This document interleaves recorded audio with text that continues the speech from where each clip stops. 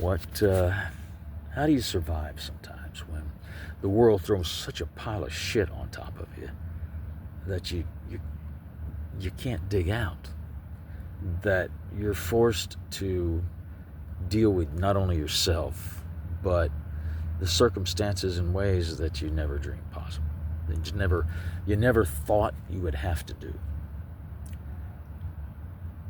Everybody has choices. Everybody makes those choices, and consequences come from those choices. And everybody that doesn't live or hasn't experienced those things that you have or that you're going through won't understand. They don't understand. It's hard to feel empathy for an individual or a situation when you don't really know the parameters or the dynamics, I guess is the word I'm looking for, of what puts you there and what keeps you there, and who you are as a person, what you're going through, and what it is in that choice that you needed to learn.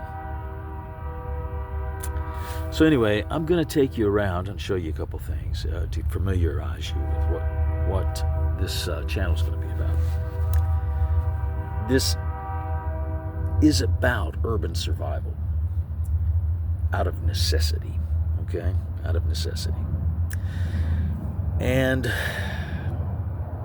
it's raw, it's real, it's just me being me, and I'm not very good at film, and I don't know anything about it, but we're going to give it a shot because as I'm going through this, I wanted to kind of document it in hopes that it could be useful to somebody, and I know it can be. So bear with me on this weird journey that I'm going on. And it might prove to be quite interesting to you. I don't know what's going to happen here.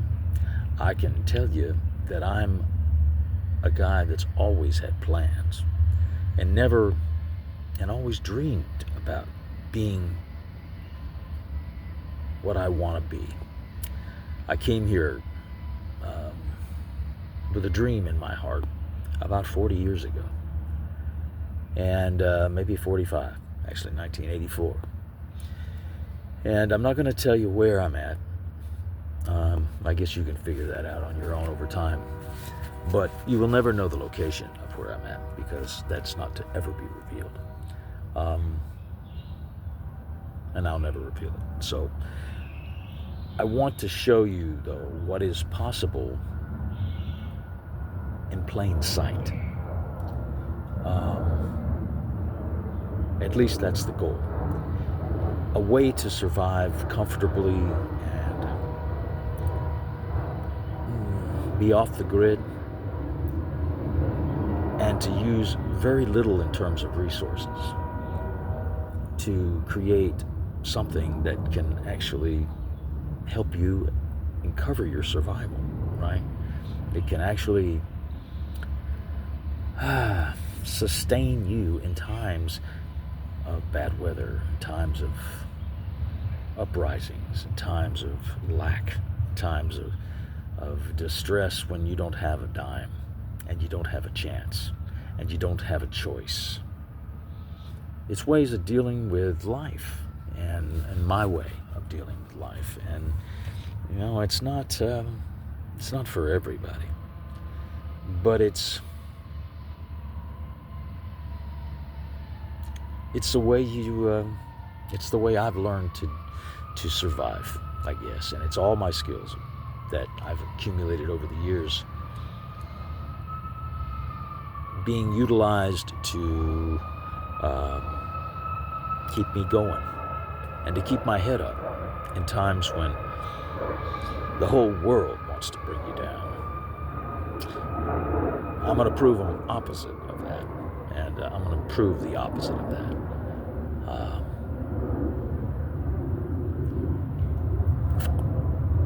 I've managed to be here for a year already, and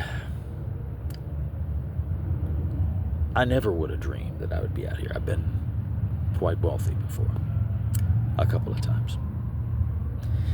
And I have more skills than I know what to do with, but for some reason, my story is very strange in that it doesn't seem like any of those things that should sustain me can.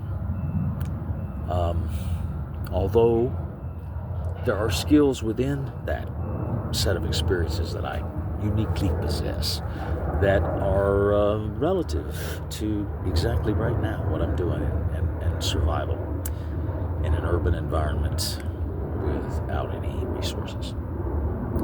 So I'm going to pose a question to you. What if in your life you were presented with a situation where everything was literally up to you? Every aspect of your life to live and continue living became a burden that you had to bear solely alone, that you couldn't